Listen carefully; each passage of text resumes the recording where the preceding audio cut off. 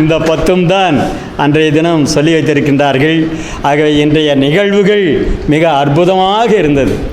பால சரஸ்வதி அவர்கள் தொல்காப்பியத்தினுடைய அத்துணை துறைகளிலுமே இருக்கிறது என்று சொல்லியிருக்கின்றார்கள்.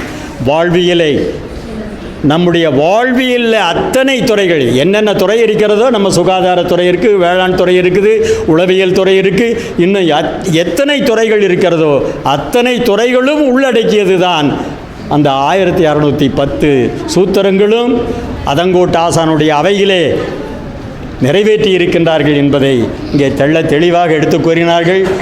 ஐயா அவர்களும் ஆங்கிலத்துறையில் பேராசிரியராக இருக்கிறாங்க. அவர்களும் சிறந்த ஒரு உரையை கொடுத்தார்கள். தங்கவேல் ஐயா அவர்கள், பேராசிரியர் அவர்களும் மிக தெளிவான ஒன்றை கொடுத்தார்கள். அதே போல் வில்லவன் கோதை அவர்கள் மிக சிறப்பானது ஒரு கேள்வியை கேட்டு எங்களை எல்லாம் திக்குமுக்காட செய்தார்கள்.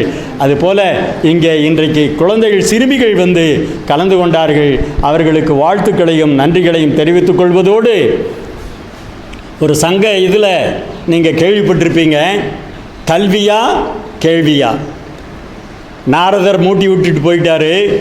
வசிஷ்டருக்கும் விஸ்வாமித்திரருக்கும் இதை அறிந்தவர்கள் நினைவு கூர்ந்து கொள்ளுங்கள், அறியாதவர்கள் தெரிந்து கொள்ளுங்கள் என்று தாழ்மையோடு கேட்டுக்கொள்கின்றேன். அதில் 2 பேருக்கும் விஸ்வாமித்திரரோ சொல்ல வேண்டியதில்லை, வசிஷ்டரோ தவத்தில் மேதாவியானவர். ஆகவே இந்த இருவரும் எல்லாருக்கிட்டும் போகிறாங்க, கடைசியில் படைத்த பிரம்மங்குட்டவே போயிட்டாங்க.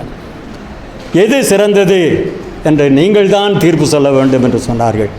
அப்பொழுது சத் சங்கமா தவமா என்று கூறுகிற போது விஸ்வாமித்திரர் தவ வலிமைதான் என்று கூறுகின்றார். அதை ஒரு தட்டில் வச்சார். அடுத்தது வசிஷ்டர் தவ வலிமை என்பதை கூறி அதை வைக்கிறார். இதில் சத் சங்கமா தவமா, தவத்தை வந்து விஸ்வாமித்திரர் சொல்கிறாரு, சத் சங்கத்தை வசிஷ்டர் சொன்னார். ஆகவே இது எது அதிகமாக உயர்ந்தது என்று பார்க்கிற போது சத் சங்கம்தான் என்பதை தீர்ப்பாக கூறி அந்த தட்டு தான் இழுத்தது என்பதை நினைவு கூர்ந்து, ஆகவே இன்றைக்கு நாட்டாமை அவர்கள் 2ஐயும், எந்த கண்ணில் வலது கண்ணு வேணுமா இடது கண், அந்த 2 கண்களுமே நமக்கு தேவைதான் என்பதை எடுத்து கூறினார்கள். மிக சிறப்பாக இந்த பட்டிமன்றம் இன்றைக்கு அமைந்திருந்தது என்பதை கூறி, நம்முடைய தலைவர் அவர்கள் அரும்பாடுபட்டு தொல்காப்பியம் பாமரர் இடத்திலேயும் சென்று சேர வேண்டும் என்பதிலே மிக முனைப்போடு செயல்பட்டு வருகின்றார்கள்.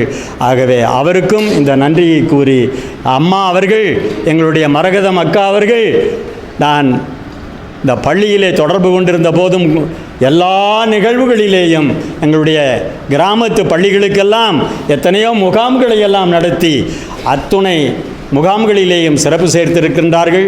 இங்கே கல்வி கற்கின்ற அத்துணை குழந்தைகளுக்கும் தாயாக இருந்து செயல்பட்டு கொண்டிருக்கின்றார்கள்.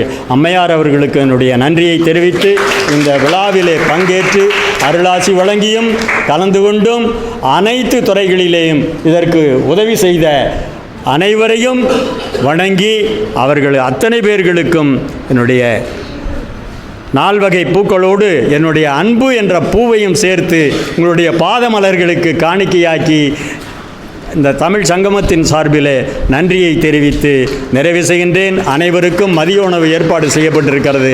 அதை அத்தனை பேரும் தவறாமல் உண்டு மகிழ்ந்து செல்லுமாறு கேட்டுக்கொள்கின்றேன். மிக்க மகிழ்ச்சி. வாய்ப்பு தந்த எங்களுடைய தலைவர் அவர்களுக்கும் என்னுடைய பணிவான நன்றியை கூறி நன்றியுரையை நிறைவு செய்கின்றேன். வணக்கம்.